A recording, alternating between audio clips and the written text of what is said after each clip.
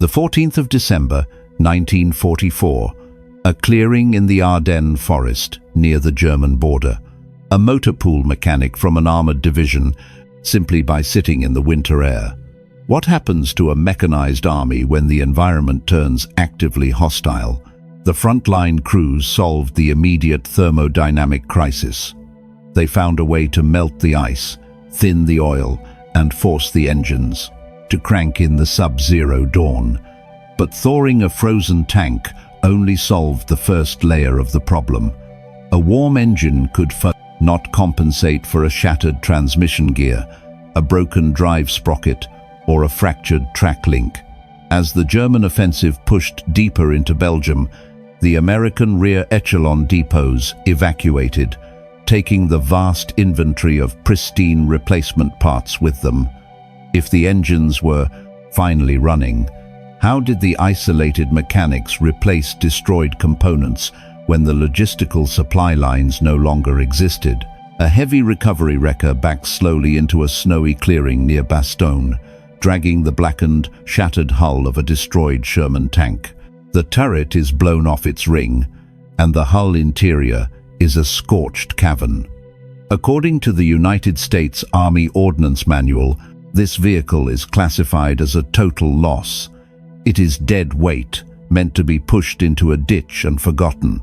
But in the final weeks of December 1944, a dead tank was no longer trash. It was a vital resource. The official supply lines had collapsed. German panzer spearheads had severed the main arterial roads leading back to the massive supply dumps at Antwerp and Liège. The American military had built a vast supply and maintenance system on the premise of machine-like efficiency and continuous forward momentum. The wooden crates holding pristine alternators, carburetors, and drive sprockets were not coming. The American mechanics realized that if they waited for the authorized supply chain to resume, the infantry they were supporting would be wiped out. So, they created an unauthorized shadow economy. They built cannibal yards. Across the Ardennes, forward maintenance companies established hidden triage centers in dense pine groves and ruined farmyards. When a tank was knocked out, recovery crews took immense risks to drag the steel carcass back to these hidden clearings. If the armor was penetrated and the vehicle was destroyed, but the engine block survived, that engine was immediately targeted for extraction. The mechanics became battlefield scavengers, stripping the dead to resurrect the wounded. This act of mechanical cannibalism was violently difficult. Swapping a Sherman transmission, for example, is a massive undertaking. The transmission assembly weighs over 3,000 pounds and sits at the very front of the hull, bolted firmly to the final drives. In a factory or a rear echelon depot, removing it requires an overhead gantry crane, precise alignment tools, and a clean concrete floor. In the Ardennes, mechanics did it in the freezing mud. They used acetylene cutting torches to slice through bent armor plate just to reach the mounting bolts. They rigged heavy chain hoists. Tanks broke down, mechanics fixed them, and the armored columns rolled out. But that system assumed that human hands could manipulate steel tools to the reinforced branches of old oak trees, or balanced the massive steel assemblies on logs, sliding them across the ice. If one tank had a blown engine but a functional 75mm gun, and another had a gutted turret but a working power plant, the crews mated the two halves together. They built Frankenstein machines, mixing different production models, tracks, and suspension parts that were never meant to connect. They forced them to fit through sheer physical labor and welding fire. This represented a profound shift in military culture. The American mechanic was trained to be an assembly line technician, installing clean components. Now, he was a desperate surgeon, harvesting mechanical organs in the dark. Officers deliberately looked the other way when motor pool sergeants failed to report destroyed vehicles to higher headquarters. keeping the ghosts on the books solely to strip them down for parts. This unauthorized system kept the American lines from breaking. An armored battalion that lost 15 tanks on a Tuesday might miraculously field 8 running vehicles by Thursday morning, assembled entirely from the wreckage of the battlefield. The Americans had found a way to bypass their own shattered logistics. They abandoned their rigid doctrine and survived purely on brutal improvisation. But across the snow-covered fields, it assumed that engine oil would flow through crankcases, that rubber seals would flex, and that the ground would support the weight of recovery vehicles. The German army was operating under a very different mechanical reality. The Panthers and Tiger tanks pushing toward the Meuse River were larger, heavier, and possessed far thicker armor and deadlier guns. The American cannibal yards were keeping the smaller Shermans moving through the snow, but a vital question remained. Did the highly sophisticated German war machine possess a maintenance system capable of surviving that exact same freezing environment? A German Panther tank sits idling on a narrow forest road at dawn. The engine roars to life. The driver shifts the heavy transmission into gear and engages the clutch. The immense power plant strains, the steel hull shudders, but the vehicle does not move forward. The tracks are completely locked. The crew is not under enemy fire. They have plenty of fuel, but their machine is paralyzed, anchored to the earth by its own sophisticated engineering. While American mechanics were surviving the collapse of their logistics through brutal improvisation, the German armored forces were being defeated by their own design. The heavy German tanks, the Panthers and the Tigers, were apex predators of the battlefield. They featured thick, sloped armor and devastating high-velocity guns. But to support that massive weight, German engineers had designed a highly complex suspension system featuring interleaved road wheels. Instead of a single row of wheels running along the track, a Panther featured multiple rows of large steel wheels that overlapped each other. None of those assumptions were surviving the Ardennes. The winter of 1944 was shaping up to be one of the coldest recorded in half a century, like shingles on a roof. In theory, this distributed the tank's 45 tons evenly across soft ground and provided an incredibly stable firing platform. It was a mechanical masterpiece. In the Ardennes, it was a trap. During the day, as the heavy German tanks churned through the Belgian forests, they kicked up an immense slurry of mud, snow, and crushed branches. This wet debris packed tightly into the narrow gaps between the overlapping wheels. When the tanks halted for the night and the temperature plummeted near zero, that packed slush froze solid. By morning, the interleaved wheels were fused together by blocks of dirty ice as hard as concrete. An American Sherman, with its simple, widely spaced suspension bogies, could usually break free of overnight ice simply by gunning the engine.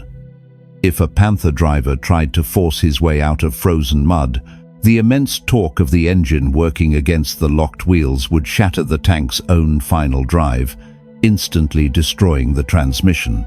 To free the vehicle, German crews had to chip the ice out by hand using pickaxes or pry bars, a process that consumed hours of daylight.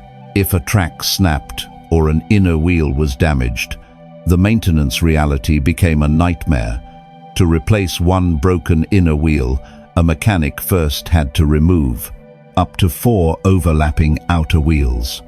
In a well-lit factory, this was a tedious chore. In a freezing, snow-filled ditch, it was paralyzing. Over the next 48 hours, the thickest fog of the war would blanket the valleys, grounding the Allied air forces. The German recovery doctrine compounded the crisis. A 45-ton Panther could not be towed by a standard truck. It required specialized heavy half-tracks or dedicated armored recovery vehicles, which were in desperately short supply. When a Panther froze in place or broke its final drive, it could not be easily dragged away.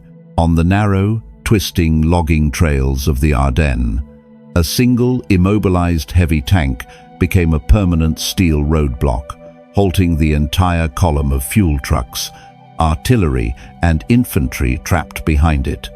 The German military had built machines optimized to win individual gun duels, assuming the mechanical systems would be maintained under ideal conditions.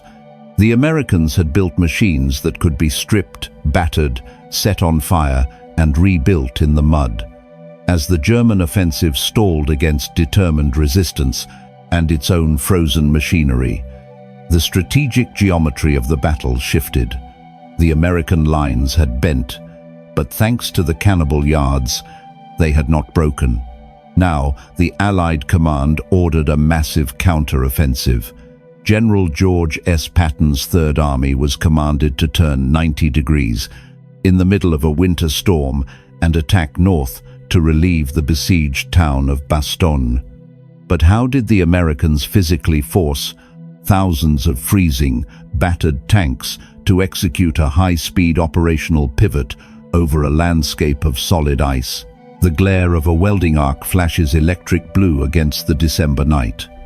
A mechanic kneels on the frozen shoulder of a Belgian highway. Beneath that heavy overcast, temperatures would plunge even further, altering the basic physics of the battlefield. The intense cold was shrinking the metal tolerances, dragging a heavy torch along the edge of a Sherman tank track. He is fusing a small flared piece of steel, known as a duckbill, to the outside edge of the track link. It is exhausting, repetitive labor. A single Sherman requires over 150 of these extensions to widen its footprint and gain traction in the snow. To the mechanic, it is just one more desperate chore. To the Allied command, it is the only way to save Bastogne. On December 19, General George S. Patton promised that his Third Army could pivot 90 degrees and attack north in just 48 hours. It is remembered as a stroke of tactical brilliance. But an army is not moved by a map. It is moved by engines, transmissions, and tracks. To execute that pivot, tens of thousands of vehicles had to disengage from their current lines, turn onto narrow, ice-covered roads, and drive continuously through a blizzard. According to the maintenance manuals, this was operational suicide. The stress of moving armored divisions at high speed over mountainous frozen terrain should have destroyed the vehicles before they ever reached the German lines. The roads were sheets of solid ice. Standard narrow tracks slipped and spun, sending 30-ton machines crashing into ditches. The pivot was only possible because the American maintenance crews took their improvised repair culture on the move. They did not wait in the rear for disabled tanks to be of every gun barrel, breech block, and transmission housing in the American arsenal. This physical reality was generating a cascading mechanical failure, towed back. They formed rolling triage units, driving their heavy wreckers directly behind the armored columns. When a tank threw a track on the ice, the column did not halt. The mechanics swarmed the disabled vehicle right on the shoulder of the road. Working under blackout conditions, to avoid German artillery fire, they used the heat of their own vehicle's exhaust pipes to thaw their hands. They welded those duckbill extensions continuously, pulling steel from destroyed tanks and fabricating new grouses out of scrap metal, giving the fighting vehicles the wider grip they needed to climb the frozen hills. When engines blew under the strain of the relentless march, mechanics swapped entire power plants in the snow, using the heavy tree branches of the Ardennes to anchor their chain hoists. This rolling repair line defied every rule of the ordnance department. The work was sloppy, the tolerances were ignored, safety protocols were completely abandoned. But the sheer velocity of the maintenance effort created a momentum that the German forces, paralyzed by their own rigid recovery doctrine and frozen suspensions, could not match. The American armor absorbed the massive mechanical attrition of the road march and kept moving. On December 26, The first Shermans of the Third Army broke the siege of Bastogne. The tactical victory was sealed. The operational pivot had worked, proving that the American armored forces could adapt faster than the environment could destroy them. The commanders praised the resilience of the machines and the across the front line. A battery left in a vehicle overnight lost half of its cranking power by dawn.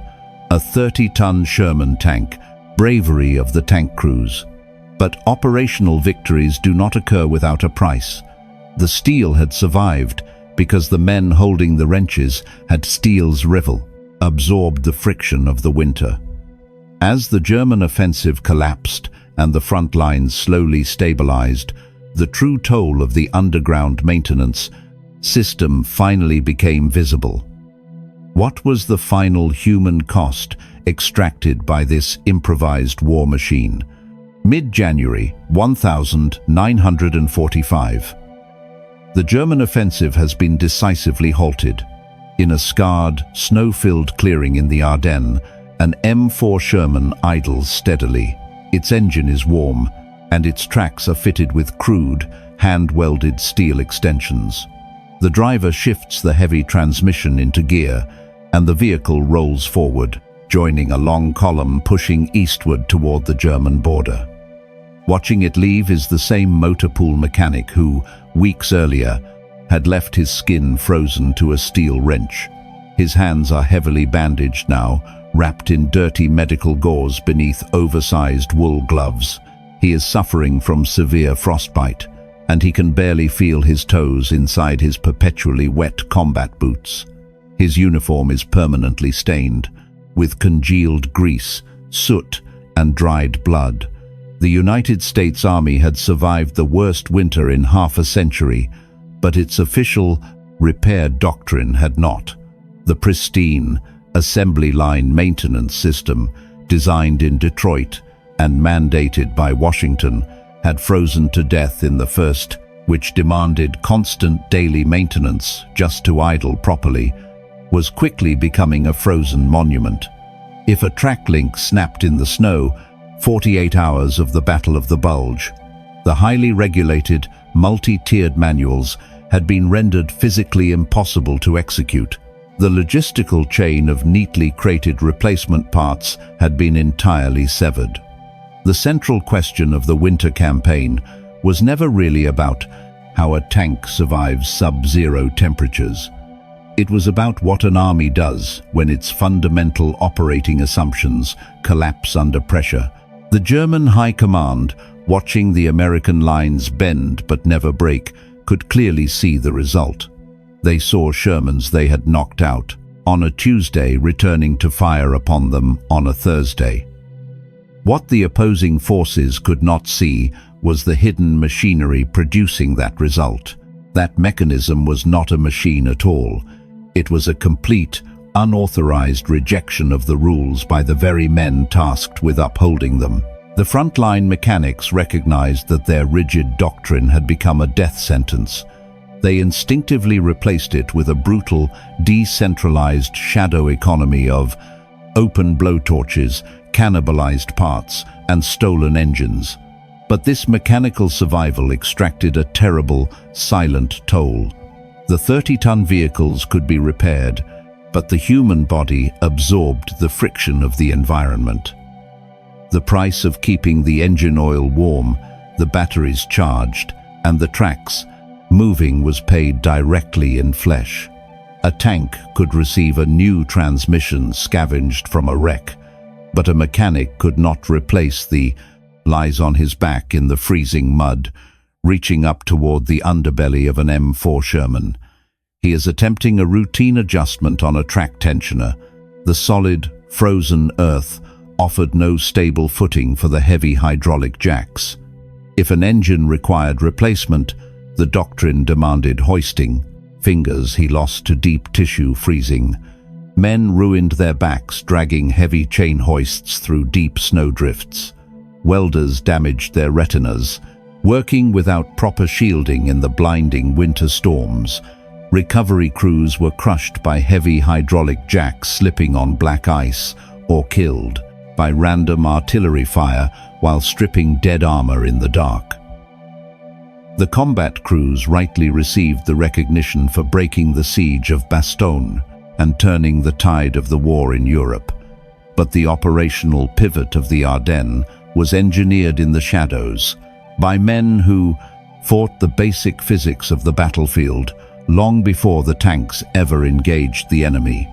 It was sustained by motor pool sergeants, wrecker drivers, welders, and unnamed, freezing laborers who used fire and brute force to bypass their own shattered supply lines.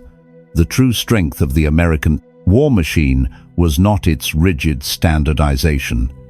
It was the cultural willingness of its soldiers to abandon the manual the moment the manual failed.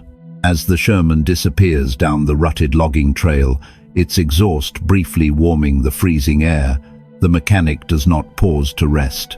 He simply turns his back to the road, walks toward the blackened, gutted hull of an abandoned tank sitting in the snow, and reaches into his toolbox.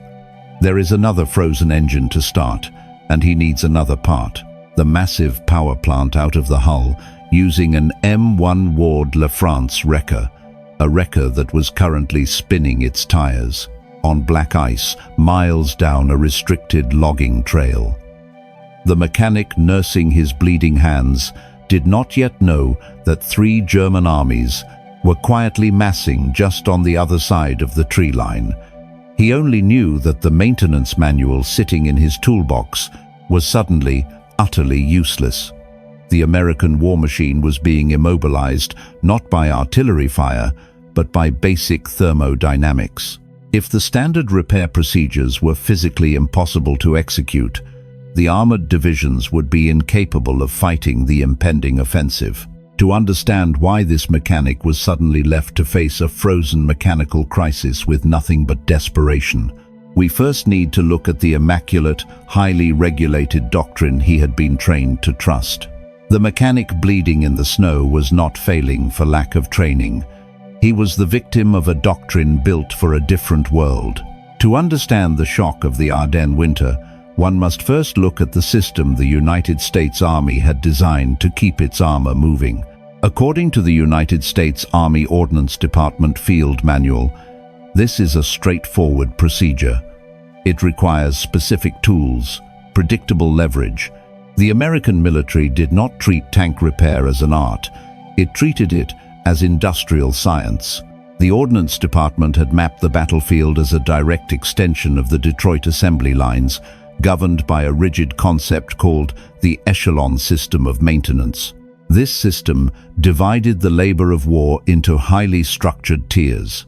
First echelon maintenance belonged to the tank crew, checking fluid levels, tightening track pins, and basic cleaning. Second echelon fell to the battalion mechanics, equipped for minor component replacements. If a Sherman suffered serious battle damage, a blown transmission, or a cracked engine block, it passed to the third echelon, the medium maintenance companies. These units were mobile factories, expected to swap major assemblies under heavy canvas tents just miles behind the front. During the rapid pursuit across France that summer, this multi-tiered doctrine functioned brilliantly. It relied on a continuous, pulsing artery of logistical supply. American doctrine actively discouraged frontline mechanics from attempting complex internal repairs. If an alternator failed, the manual did not instruct the mechanic to open the casing and rewind the copper coils. Instead, he was ordered to remove the entire alternator, tag it as defective, send it to the rear echelons, and install a brand new unit pulled fresh from a wooden crate. This replacement culture was the bedrock of American operational speed. It assumed that a steady stream of cargo, trucks would always arrive from the deep-water ports, carrying neatly catalogued spare parts. It assumed that roads were passable, and exactly 30 minutes of labor. The mechanic has done it 100 times during the summer pursuit across the warm plains of France. Most importantly, it assumed a temperate environment where complex machinery could be dismantled with precision. But as December descended on the Ardennes, the foundation of that doctrine began to crack. The manuals demanded strict adherence to torque specifications and the delicate calibration of fuel pumps. That required fine motor skills, which meant mechanics had to remove their heavy gloves. In the bitter cold, handling raw steel drew the heat from a human body so rapidly that a man could lose feeling in his fingers within 3 minutes. Dropping a small retaining pin into deep snow often meant it was lost forever. Furthermore, the doctrine instructed third echelon companies to establish orderly motor pools. They were supposed to erect shelters, deploy portable heaters, and lay down wooden planking to keep heavy hydraulic jacks from sinking. The reality of the Ardennes offered none of these luxuries. There were no flat concrete pads. There was only frozen earth that shattered under tracked vehicles, turning dirt trails into deeply rutted ice chutes. The American repair system was built on the expectation of offensive momentum and uninterrupted supply lines. But on December 16, 3 German armies crashed through the front, severing the road networks. The supply convoys carrying those pristine replacement parts stopped arriving. The rear area maintenance depots were forced to pack up and fall back to avoid capture, leaving the forward armored units entirely cut off. The system had functioned flawlessly when the environment cooperated, but the winter had exposed the fatal flaw in treating a battlefield like a factory floor. He knows exactly what should happen next. This time, it does not. The ambient temperature in the clearing is 15 degrees Fahrenheit. If the logistical chain could no longer deliver fresh parts and the freezing temperatures made textbook procedures physically impossible, the men trapped in the forests had to ask a dangerous question. What exactly was the cold doing to the steel they were trying to save? When the temperature in the Ardennes dropped into the single digits, the environment began a silent assault on the molecular structure of the American vehicles. To a soldier wrapped in a frozen wool overcoat, the cold was an acute source of misery. To a 30-ton tank, it was a structural threat. The maintenance manuals written in Washington and Detroit did not adequately account for how extreme frost alters the basic physics of mechanized warfare. The heart of the Sherman's mobility was its electrical system. The heavy engines required immense torque to turn over. In temperate weather, a fully charged lead-acid battery provided a violent jolt of electricity to the starter motor. But as the mercury plunged toward zero, the chemical reactions inside the battery cells slowed to a crawl. A battery left out in the Ardennes night lost up to 50% of its cranking capacity by dawn. A tank that shut off its engine to conserve fuel might never restart, instantly transforming a mobile weapons platform into a stationary steel coffin in the path of the German advance. When the mechanic pulls off his heavy wool gloves to thread a retaining nut, the moisture on his bare fingers instantly freezes. Even if a crew managed to start the engine, movement presented a new physical barrier. The standard American tank track was designed for endurance and high-speed road marches. Many Shermans were fitted with rubber-backed track blocks engineered to preserve European paved roads and minimize crew vibration. But rubber hardens in severe cold. On the steep, ice-covered logging roads of the Ardennes, these hardened rubber pads turned the tanks into unguided missiles. A driver attempting to navigate a gentle downward slope would suddenly find his machine sliding sideways out of control, crashing into trees or sliding off embankments into deep ravines. The vehicle was completely intact, yet tactically useless. More dangerous than the ice was what the freezing temperatures did to the armor itself. The hull of a tank is meant to absorb and deflect kinetic energy. Under normal conditions, armor plate possesses a slight elasticity. But deep cold makes high-carbon steel brittle. When a German armor-piercing shell struck a Sherman whose hull had been soaking in sub-zero temperatures for days, the physical reaction changed. Even if the shell failed to penetrate the exterior, the shockwave rippled through the frozen armor plate, causing the interior face of the steel to shatter. Razor-sharp fragments, known as spall, detached from the inside of the hull and ricocheted through the fighting compartment at ballistic speeds. The cold was actively to the cold steel of his wrench. Tearing his skin away, he attempts to torque the bolt. It refuses to yield, turning the crew's own protection into shrapnel. The mechanics trapped in the forward motor pools were watching this physical breakdown happen in real time. The transmission oil possessed the consistency of tar. The grease in the suspension bogies was a solid block. Radiators, if not carefully monitored, froze and cracked their iron casings from the inside out. Standard wrenches and socket sets snapped under the pressure required to break a frozen seal. To repair a machine, a mechanic first has to dismantle it. But how do you remove a bolt that has fused completely to its housing? How do you manipulate intricate fuel lines? When the simple act of touching bare skin to cold steel leaves a layer of flesh behind, the pristine rules of the rear echelon's supply chain were dead. The physics of the battlefield were tearing the armor apart.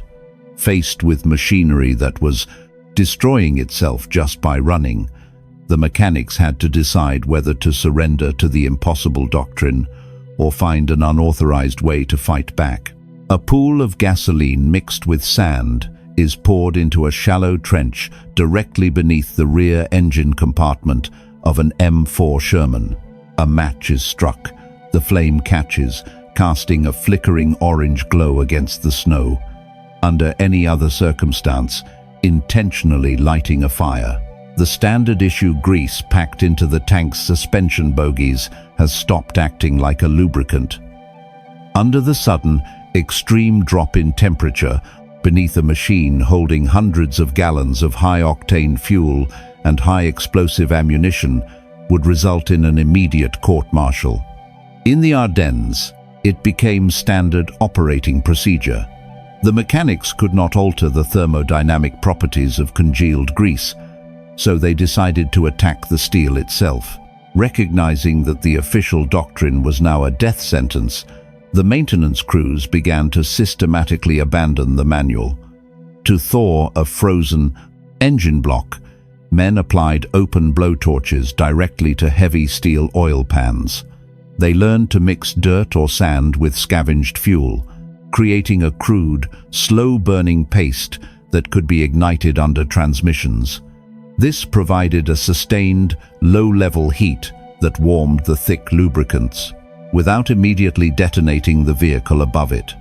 This brutal adaptation extended to every fluid in the tank.